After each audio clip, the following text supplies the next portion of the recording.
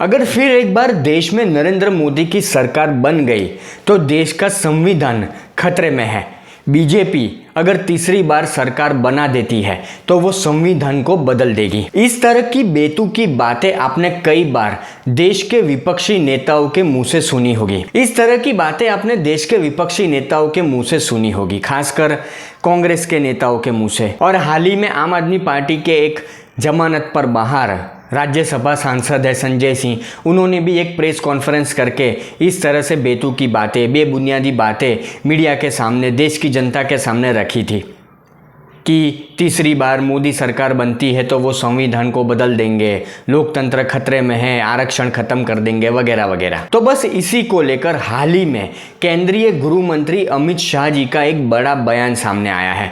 अमित शाह जी ने इसके ऊपर क्या कहा वो इस वीडियो में मैं आपको बताऊंगा। बस आप इस वीडियो को लाइक करें, शेयर करें, और हाँ, आप पहली बार मेरी चैनल पर वीडियो देख रहे हैं तो मेरी चैनल को सब्सक्राइब करना न भूलें। अब देश में लोकसभा चुनाव का माहौल पूरी तरह से गर्म है। प्रथम चरण का चुनाव खत्म भी हो गया 102 सीट के ऊपर। अब इस लोकसभा चुनाव के माहौल में देश के विपक्ष के पास नरेंद्र मोदी को सत्ता से दूर करने के लिए, बीजेपी को हराने के लिए कोई मुद्दा नहीं है। अब पिछले 4 महीने का रिकॉर्ड निकाल के देखिए, कांग्रेस हो, आम आदमी पार्टी हो या पूरा विपक्षी गठबंधन, इंडी गठबंधन, आप उनका 4 महीने का रिकॉर्ड निकाल के देखिए। वही घिसी पीटी पुरानी बातें उनके मुँह से सुनने को मिलती है कि लोकतंत्र खतरे में है, संविधान खतरे में है, आरक्षण ये लोग खत्म कर देंगे बीजेपी वाले, ईडी सीबीआई का दुरुपयोग वगैरह वगैरह। देश को आगे ले जाने के लिए कोई विजन कांग्रेसी नेताओं के पास, कांग्रेस पार्टी के पास या किसी भी विपक्षी नेता के पास या किसी विपक्षी दल के पास नहीं है। अब देश की तरक्की को लेकर कोई मुद्दा नहीं है।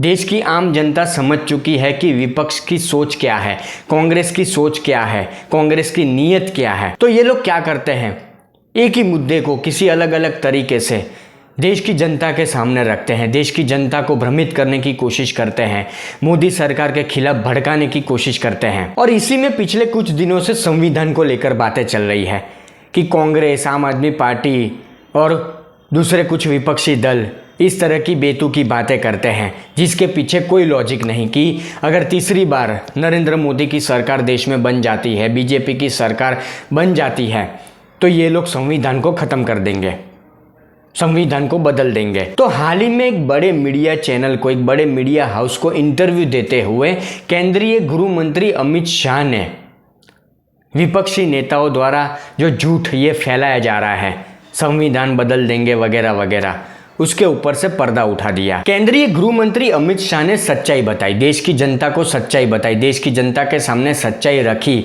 उन्होंने कहा कि हम 10 साल से बहुमत में हैं, लेकिन हमने इसका उपयोग आर्टिकल 370 को हटाने में किया, सीएए लाने में किया, ट्रिपल तलाक हटाने में किया। अमित शाह ने कहा आरक्षण के मुद्दे को लेकर कि कांग्रेस कहती है कि बीजेपी आरक्षण खत्म कर देगी, तो अमित शाह ने कहा कि हम ऐसा बिल्कुल नहीं करने वाले हैं और कांग्रेस को भी ये नहीं करने देंगे। संविधान के मुद्दे को लेकर भी अमित शाह ने क्लियर बात कर दी कि ऐसा कुछ नहीं होने वाला है, ऐसा कुछ नहीं होने वाला है। उल्टा अमित शाह ने एक बड़ी बात भी कह दी कि संविधान से सेक्युलर शब्द भी हटाने की जरूरत नहीं है। अमित शाह ने ये क्लियर किया कि संकल्प पत्र बीजेपी का, फिर वो 2014 का हो, 2019 का हो या 2024 का, हमने उसके अंदर जो कहा है, जैसे आर्टिकल 370 को हटाना, यूसीसी को लाना, राम मंदिर बनाना, गरीबी हटाना, इसके अलावा और बहुत कुछ,